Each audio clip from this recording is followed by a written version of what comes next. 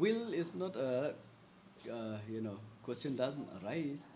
We are here fighting for our rights, and if we still doubt, we will lose hope fighting for that. So we have full faith that the government will give justice to us. 12 years is a long year. We have been patient enough all this time.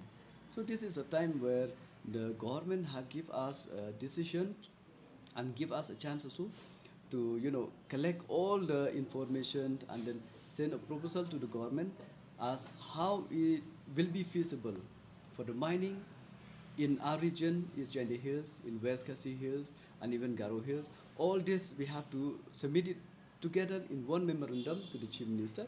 And the Chief Minister, after a thorough study about this with his official, then they'll take a decision and then submit it to the central government. Because this time we don't want to have, to fail again.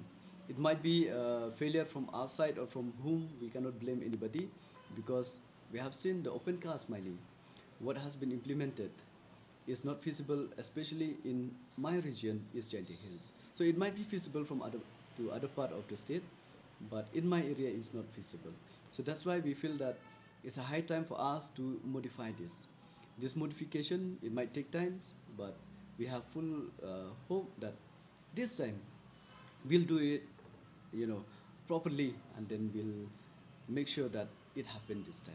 So we have faith that government also will stand with us. Will you be moving the Supreme Court and the NGT to modify the previous orders? I don't know what is the procedure, but we from the public, we feel the need is that number one, we have to go through the state government. And the state government needs to do, that is the duty of the state government, who to approach and what is the next step to be taken. Because for us, our duty, and we were asking for our rights, and we are doing our duty by providing the information needed to the government. And after that, the government will take a decision.